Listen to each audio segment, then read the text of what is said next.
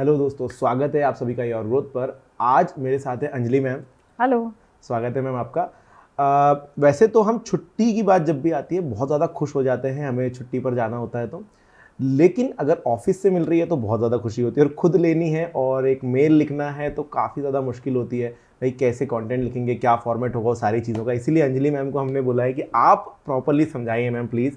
So ma'am, सबसे पहले तो मैं ये जानना चाहूँगा कि क्या ऑफिशियली जब हम लीव एप्लीकेशन दे रहे हैं तो उसके लिए कोई पर्टिकुलर फॉर्मेट बना हुआ है? क्योंकि जब हम मेल लिखते हैं, जब हम बच्चे थे तो हम कागज़ पे लिख कर दे देते थे, बट थोड़े बड़े होते हैं तो ऑफिशियली आपको मेल लिखना होता है अपने एचआर को या जिनको भी दे रहे हैं, अब जो भी सुपीरियर है आपसे, उनको आप छुट्टी के लिए आवेदन दे रहे हैं। तो ईमेल पर एक सिंपल फॉर्मेट होता है कि भाई आपका नाम लिखा हुआ है टू में, फिर फ्रॉम में लिखा हुआ है, सॉरी, फिर टू पे आप सामने वाले का ईमेल आईडी डाल दोगे, फिर सब्जेक्ट होगा, उसके नीचे आपका पूरा मैटर लिखना होगा आपको। सीसी बीसीसी बीच में होता है, सीसी और बीसीसी होता है। सो सीसी मतलब carbon copy, like BCC is blind carbon copy. So इसके जो रेसिपिएंट्स है, जिनके ईमेल एड्रेसेस आप बीसीसी में लिखते हो, वो सीक्रेट रहते हैं, हिडन। ओके। तो जिन्हें आपने सीसी में इंक्लूड किया है वो लोग ये नहीं जान सकते कि आपने बीसीसी में किन लोगों को ईमेल भेजा है। ओके। तो ये सीक्रेट रहता है। पर जब आपको अपनी छुट्टी के लिए ईमेल लिखनी है तो इस बात का ध्यान रहे कि आपको अपने इमीडिएट बॉस से ईमेल लिखनी है या इमीडिएट बॉस को एड्रेस करनी है। और it depends on the culture of the organisation कि कॉपी किसे की जाती है, या one is to the immediate boss and the second one, like आप कॉमा करके उसी में एचआर को डाल सकते हो या फिर सीसी करके एचआर को डाल सकते हो, but it depends on the culture of the organisation. So ma'am, CC BCC तो आपने बहुत अच्छे से एक्सप्लेन कर दिया। अब सब्जेक्ट पर हम आते हैं, तो सब्जेक्ट में क्या लिखना है? कुछ जैसे हो जाता है कि भाई बहन की शादी है या फिर कोई एक्सीडेंट हो गया है, तो इसके लिए सब्जेक्ट में इंक्लूड करना पड़ेगा ये छोटे छोटे पोर्शन, या फिर मैं डायरेक्टली लीव भी ऐसे डाल दूंगा कि सिर्फ छुट्टी चाहिए? सब्जेक्ट में आपको बहुत स्पेसिफिक लिखना है और शॉर्ट में लिखना है। Be concise and precise. So specific लिखो कि request for leave, and then बाद में जब आप बॉडी में लिखोगे, ईमेल की बॉडी में, तब आप पूरी तरह से लिख सकते हो, बट देन छोटा सा लिखो, so it becomes very easy for the person who is reading it. ये ऊपर शो अप हो जाता है। हाँ, so it becomes, because he is going through so many emails in a day, right? So उनके लिए ये एक specific, precise, concise होना बहुत ज़रूरी है। सो मैम, अब सब्जेक्ट हमने काफ़ी अच्छे से लिख लिया, हमें पता चल गया कि सब्जेक्ट लिख देंगे तो सामने वाले को पता चलेगा किस वजह से आया है, और वो शायद उसको उतनी इंपॉर्टेंस भी देंगे। राइट। इसके बाद अब हम क्या करें, क्या लिखें? इसके बाद में आता है सैल्यूटेशन, या उसे ग्रीटिंग्स भी कहते हैं। लाइक आपको लिखना है, ये भी थोड़ा ऑर्गेनाइजेशन की कल्चर पे रहता है कि आप किस तरह से उनको एड्रेस करते हो, या तो फर्स्ट नेम से या फिर आप लिखते हो मिस्टर सो एंड सो। पर ईमेल लिखने का तरीका जो है वो, like let's go back to basics. So उसमें पूरा नाम लिखते हैं along with surname with correct spellings. With correct spellings. So again back to basics कि आपको spellings, capital letters, इसका ध्यान रखना है. And one more thing is, you are not supposed to use the vocabulary that you are using for SMS. Right. Short forms, SMS की vocabulary बिल्कुल नहीं, इसका ध्यान रखें, क्योंकि this is a type of communication. So and communication is a very important part of your personality. So इससे ये नहीं लगना चाहिए कि आप बहुत casual हो या आप rude हो, क्योंकि पूरा ईमेल का आपका कंटेंट इस तरह से लिखना है कि you have to be very formal, polite and specific. So greetings में हमें कैपिटल लेटर्स का ध्यान देना है, यानी जो फर्स्ट लेटर होंगे, टाइटल केस में हम नाम लिखें। हाँ, और टाइटल लिखने की ज़रूरत नहीं है, because you are writing to your immediate boss, and एक दूसरे को ऑर्गेनाइजेशन में लोग जानते हैं और it depends on the culture of the organisation कि आपको एचआर को भी कॉपी करनी है या सीसी करनी है या नहीं। ओके, अगर बहुत बड़ा ऑर्गेनाइजेशन है तो आपको सीसी एचआर को करनी पड़ेगी। Okay, so it depends on the culture of the organisation. तो शायद सभी सीसी से सबको पता चलेगा कि भाई हाँ ये बंदा लीव पर है, हाँ ये बंदा लीव पर है, and then they can do some arrangements for your work to be done. अब इसके बाद हम क्या करेंगे? सैल्यूटेशन हमने दे दिया, ग्रीटिंग्स हमने कर दी, अब क्या करना है? देन आपको लिखना है कि डियर सर स्लैश या मैडम, राइट? आपको तो मालूम होगा कि आपकी इमीडिएट बॉस लेडी है या कोई हाँ सर है, तो आपको वो लिखना है। अगर आप मैडम लिख रहे हो, सपोज सोनाली है तो Sonali madam, dear Sonali madam, that becomes a proper way to write. Okay, so इससे रिस्पेक्ट भी होता है and then it doesn't look like you are rude. Okay, so इस बात का ध्यान रहे। Okay okay, then comes the opening sentence, then body, then comes the closing sentence, and then you have to say thanks. You have to say thanks, thanking you, and then yours truly या faithfully.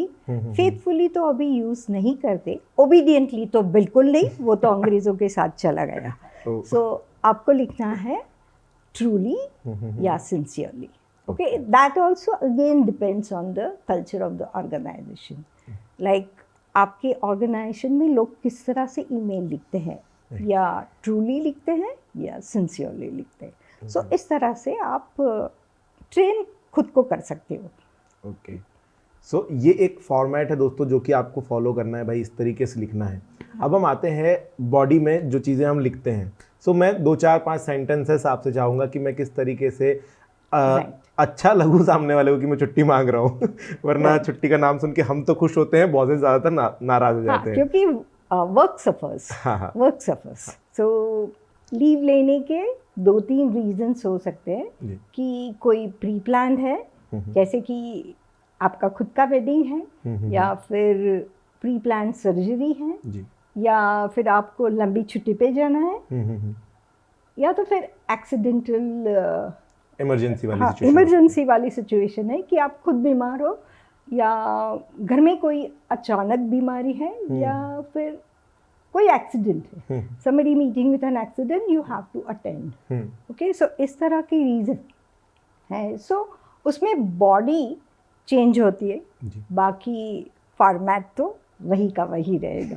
So ma'am, ये तो हम लोगों ने देख लिया कि 2-3 प्रकार की सिचुएशंस हो सकती हैं। अगर मान के चलिए एक्सीडेंट हो गया है किसी का, या मेरा खुद का हो गया, तो मैं लीव एप्लीकेशन कैसे छुट्टी लूँगा?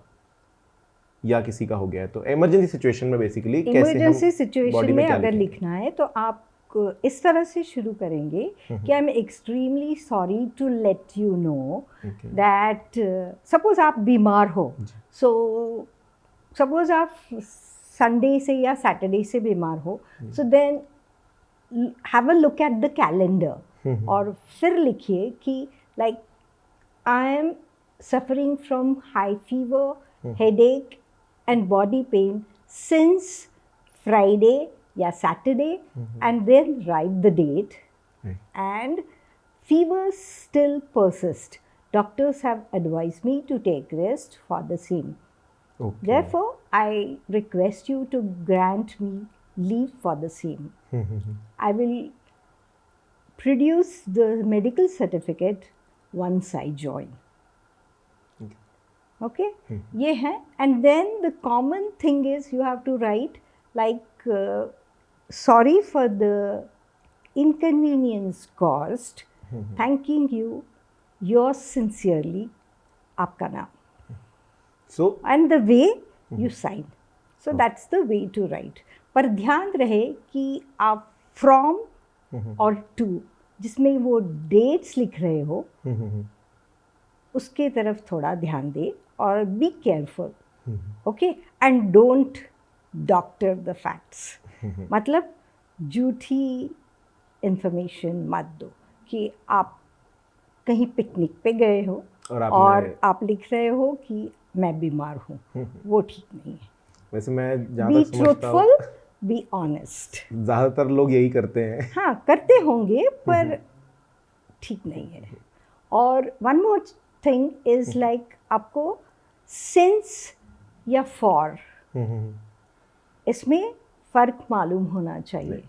Okay, so it's better to write from Saturday to Monday and then, because अभी मुझे याद नहीं है या अभी मैं आपको बता नहीं सकती कि कौन सी डेट है। सो वो तो आपकी बीमारी पर डिपेंड करता है। So then it's better to write कि from this date to this date. So there is one more situation where nothing is planned and it's an emergency situation.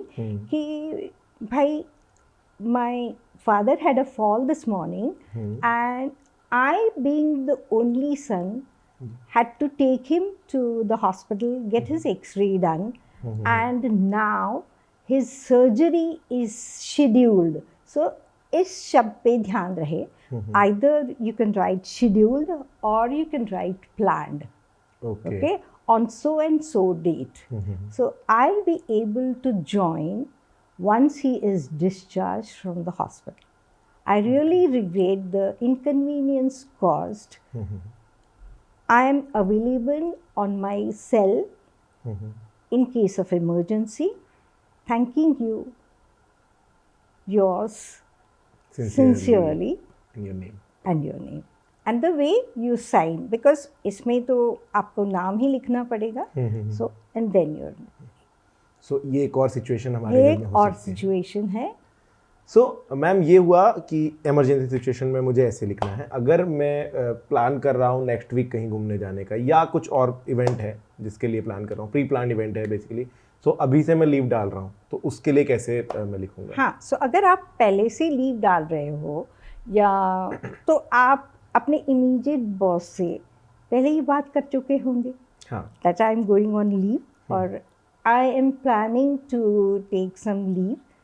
So then, depending again on the culture of the organization, you can start. Format वही का वही रहेगा, subject, and then in the body of the email you are supposed to write, as we have already discussed, or as we have already talked about or had a conversation regarding this. I am planning to take leave from this date to this date, as I am planning a tour to, like you can say, Himachal Pradesh or wherever you want to go, and would like to request you to grant my leave for the same. Okay, then I am working in so and so team, and my co-worker or colleague, that also depends on the culture of the organization, what word you use, like co-worker या colleague, will take care of the multiple projects that we are handling together. In case of emergency, I am available on this and this number. Keep in mind that you have to act very, very responsible. Okay, as a part of the organization, तभी लोग आप पर विश्वास करेंगे. Okay, and then the normal things like thanking you, yours truly, yours sincerely, and then आपका नाम. So ma'am ठीक है, लेकिन जैसे वेडिंग हो गई, मेरी शादी है अगर, तो जिंदगी में एक बार होने वाली है, तब कुछ स्पेशली वहाँ पर कुछ डाला जा सकता है? So then आप थोड़ा सा ढीला हो सकते हैं और इस तरह से बात कर सकते हैं कि I am very glad to let you know. अब आपको इन्फॉर्म नहीं लिखना है, to let you know. So that becomes little bit personal. Okay, little bit personal. So उसको थोड़ा पर्सनल टच आ जाता है. Don't use words like instruct. आप अपने बॉस से बात कर रहे हो, सो जब सुपीरियर से बात करते हैं तो इंस्ट्रक्ट नहीं, इन्फॉर्म, पर यहाँ भी आप इन्फॉर्म नहीं लिखोगे, आप लिखोगे कि very glad to let you know, okay, let you know that I'm getting married on so and so date, and the wedding is, or you can write the wedding is scheduled on such and such date. I will officially send you the invite, but in the meantime I would like to request you to grant me leave from so and so date to so and so date, right? Till so and so date, or you can write from this, then write date to this date for the preparation and arrangement of the wedding. Okay, this is the body of the same. Okay, so requesting, inviting, requesting to grant me leave for the same, okay, thanking you, yours truly, या sincerely, आपका नाम। Okay, सो ये थोड़ा सा अलग हो गया हमारे। हाँ, थोड़ा सा अलग हो गया क्योंकि वेडिंग है तो आपने पहले से आपके बॉस को या आपके कुलीग्स को बता दिया होगा कि मेरी शादी है, and then it becomes a sort of like you know it's once in a life time situation, तो थोड़े लोग भी राइट स्टगिश हो जाते हैं या थोड़ा आराम से लेते हैं कि भाई जाने दो, right? So this is the way you can take little bit of liberty in this case to write like glad to let you know. Okay. Okay. So this is the little bit of difference in the emails discussed earlier and this one. Okay. So ये है दोस्तों email leave application अगर आप दे रहे हो email पर, तो इसके तरीके जो कि मैम ने आपको अच्छे से समझाए हैं। अब अगर कोई क्वेश्चन आपके दिमाग में आ रहा है तो कमेंट सेक्शन में लिख देना ताकि मैं रिप्लाई कर सकूं। वीडियो पसंद आया है आपको डेफिनेटली लाइक का बटन ज़रूर दबा दो और सब्सक्राइब का बटन वहीं बाजू में मिलेगा वो भी दबा देना। Thank you.